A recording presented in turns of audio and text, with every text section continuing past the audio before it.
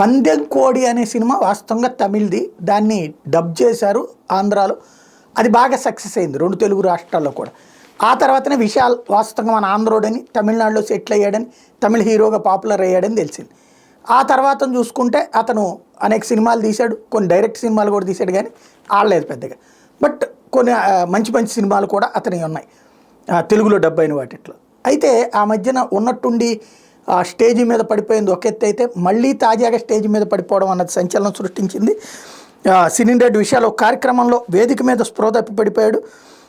విల్లుపురం జిల్లా కువాగ్రామంలోని కొత్తాండవర్ ఆలయం జరుగుతున్న చిత్తిరే వేడుకలో భాగంగా ఆదివారం రాత్రి ట్రాన్స్జెండర్లకు నిర్వహించిన మిస్ కువాగం 2025 పోటీల కార్యక్రమానికి ముఖ్య అతిథిగా హాజరయ్యారు.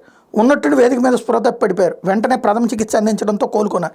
అక్కడే ఉన్న మాజీ మంత్రి పొమ్మడి ఆయన్ని ఆసుపత్రికి తీసుకెళ్లారు. అలాగే కొన్ని నెలల కిందట ఒక చిత్రం ప్రమోషన్ కార్యక్రమంలో పాల్గొన్న విశాల్ చేయి వణుకుతూ కనిపించడంతో అప్పట్లో ఆయన ఆరోగ్య పరిస్థితి మీద అందరూ అనుమానం వ్యక్తం చేస్తే జ్వరం వల్ల అన్నారు. ఈ దఫా ఇది.